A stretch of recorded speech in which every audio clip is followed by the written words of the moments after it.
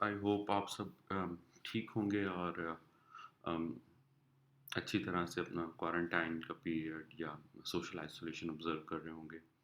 तो आज हमारा टॉपिक है, लास्ट टाइम अगर आपको याद हो तो मैंने आपको नोवा करवाया था। तो आज हम कुछ उस लेक्चर में काफ़ी सवाल आए थे प्रोबेबिलिटी के पॉइंट ऑफ व्यू से।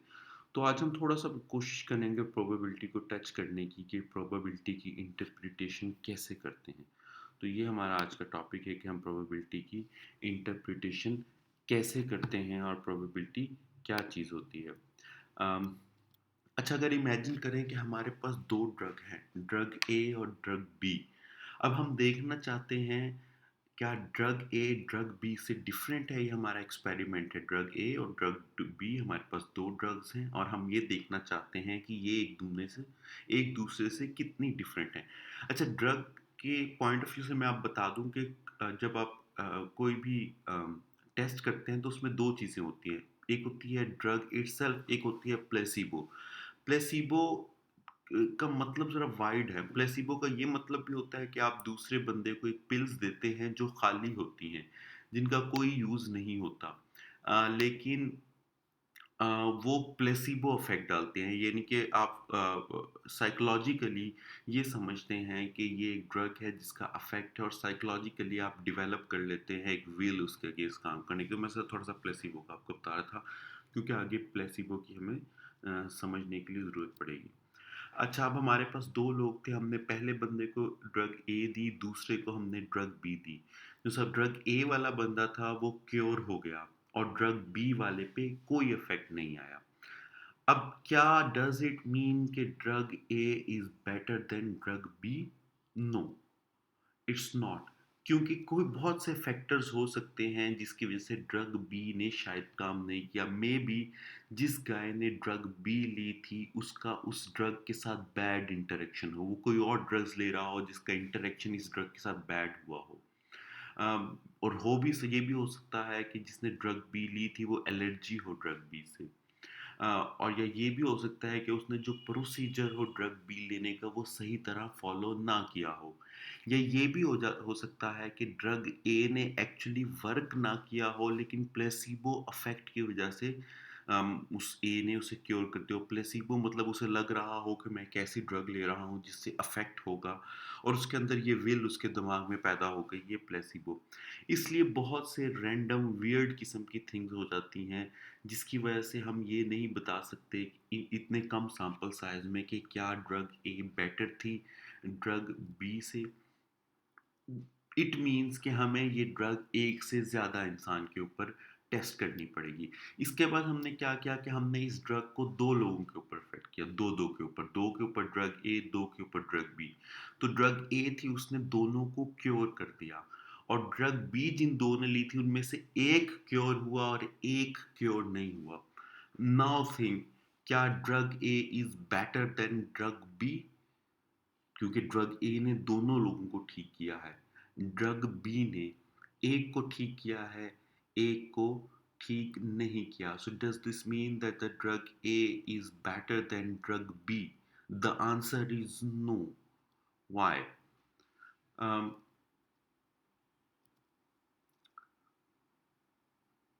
ये हो सकता है कि कुछ वियर्ड हुआ हो उस बंदे के पास जिसने ड्रग बी ली हुई हो, और वो ठीक तरह से क्योर नहीं हुआ। पॉसिबिलिटी है कि उसका ड्रग इंटरेक्शन हो गया या वो एलर्जिक था या कुछ भी हो गया।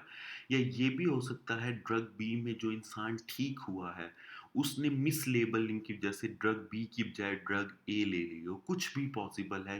Again this sample size is too small. तो हम क्या करते हैं, उसके बाद हम कोशिश करते हैं कि एक बड़ी पॉपुलेशन के ऊपर ड्रग ए और ड्रग बी को टेस्ट करके देखें।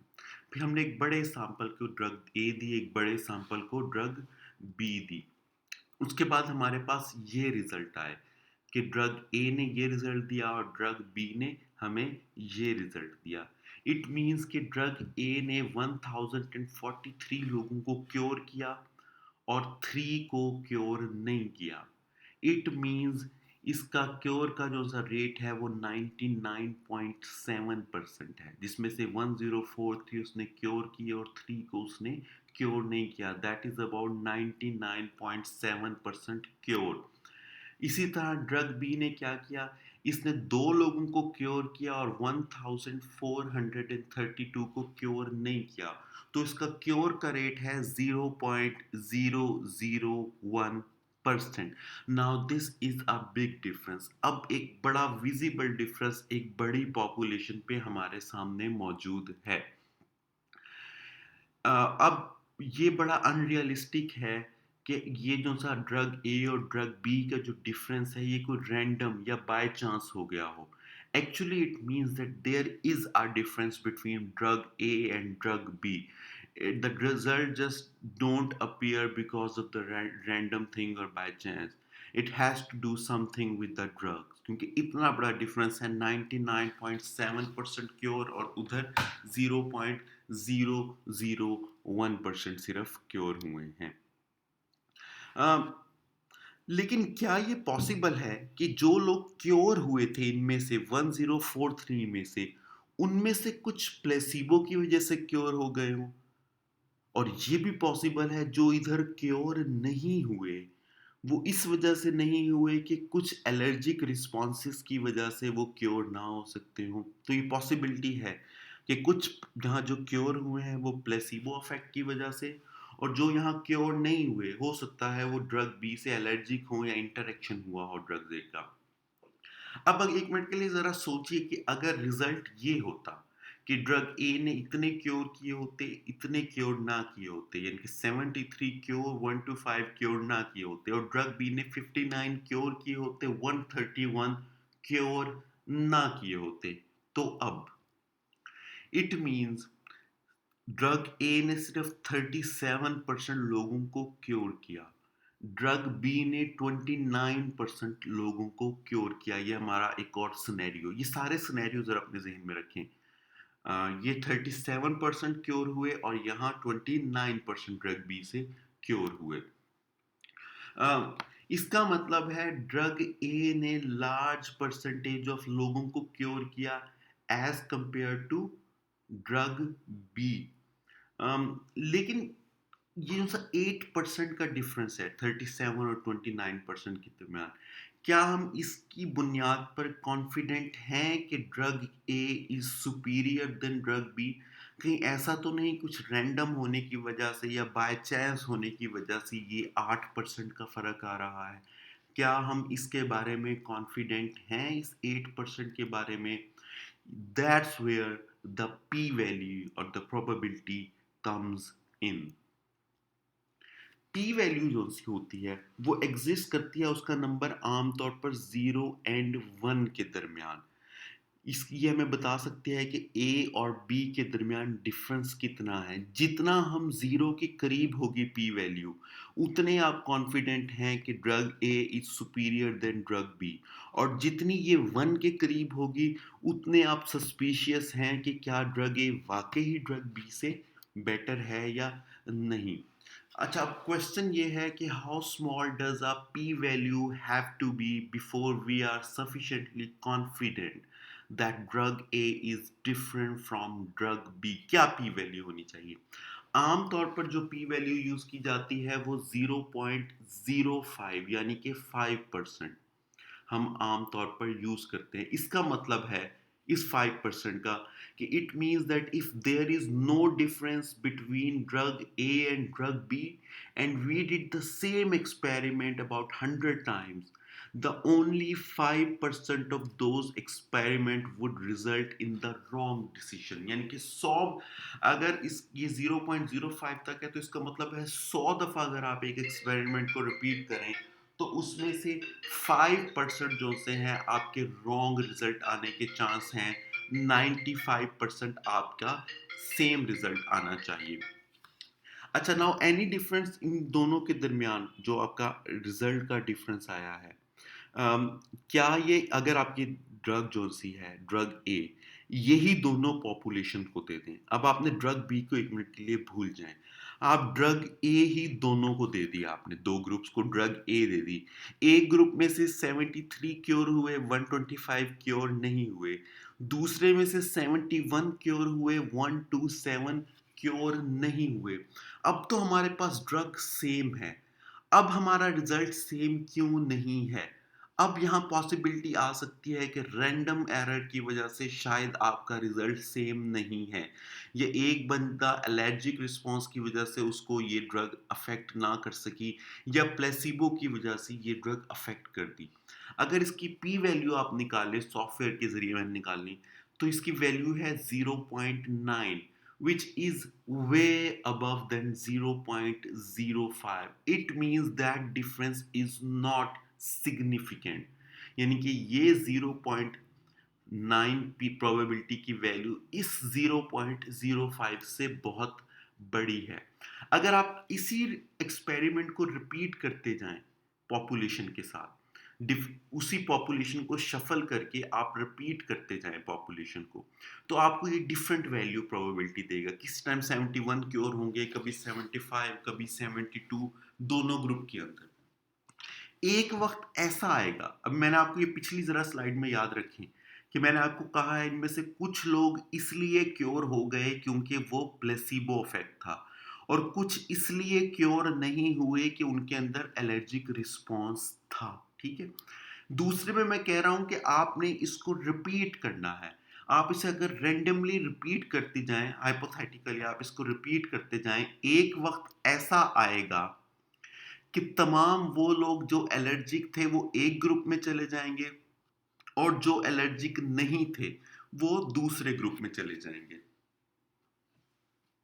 ठीक है, अब ड्रग ए, इसमें से 60%, इनमें से 60 क्योर हो गए और 138 क्योर नहीं हुए।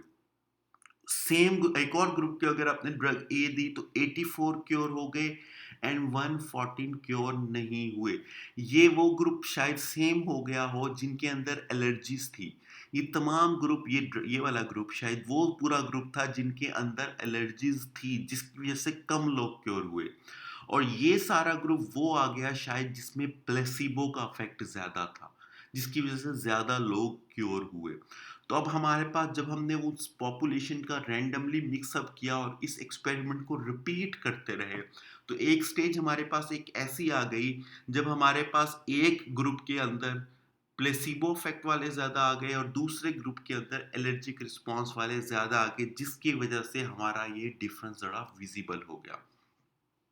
इसकी वजह से जो पी वैल्यू थी इसके दरमियान वो 0.01 आ गई।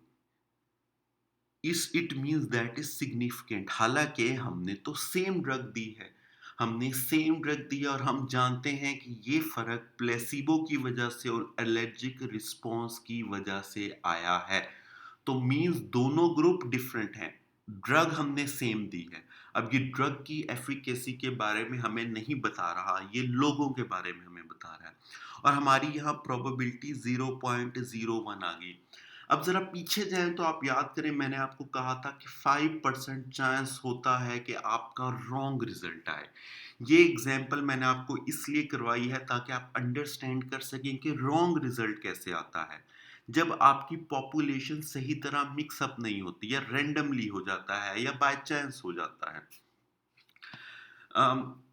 इसको, ये जो 0.01 हमारे पास यहाँ पी वैल्यू आएगी, इसे हम कहते हैं फॉल्स पॉजिटिव, यानी कि हमारे पास पॉजिटिव रिजल्ट आया लेकिन फॉल्स। मैं इसकी बड़ी अच्छी एग्जांपल देता हूँ फॉल्स पॉजिटिव और फॉल्स नेगेटिव की, कि अगर एक मेल जो ओबीज था वो एक डॉक्टर के पास जाता है और डॉक्टर कहता है कि आप ओबीज नहीं, आप प्रेग्नेंट हैं, दैट इज फॉल्स पॉजिटिव, गलत पॉजिटिव रिजल्ट निकाला है उसने। इसी तरह अगर एक 9th मंथ प्रेग्नेंट वुमेन एक गायनाकोलॉजिस्ट के पास जाती है और वो गायनाकोलॉजिस्ट उस वुमेन को बताती है कि नहीं जी, आप प्रेग्नेंट नहीं हैं, आप तो ओबीज हैं, दिस इज फॉल्स नेगेटिव। तो यहाँ हमारे पास ये रिजल्ट, ये 0.01 इस वजह से आया है क्योंकि 5% चांस था फॉल्स पॉजिटिव आने का। So 0.05 threshold for the p-value means that 5% of the experiments, 100 में से 5% of the experiments where the only difference come from the weird random thing will generate a p-value smaller than 0.05।